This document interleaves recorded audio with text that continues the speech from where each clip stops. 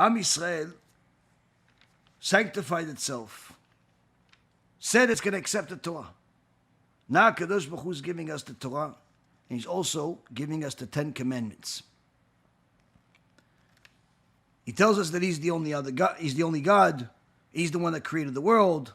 He's the one that you have to honor Him to the extent where you cannot use His name in vain. You can't worship any idols. You have to observe Shabbat.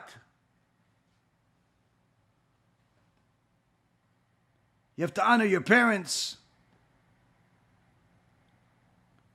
And then He starts telling us some of the other commandments. Don't kill anybody. Don't steal. Technically, these are similar to, or at least they sound similar, to the 7 Noahide laws. But of course, if you look at the Gemara in Masechet Sanhedrin, you see that there's a lot more details that the Jewish people have that they have to comply with, that the Noahides do not.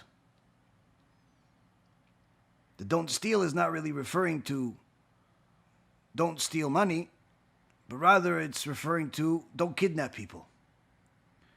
And if one is caught kidnapping a person, they have a death penalty.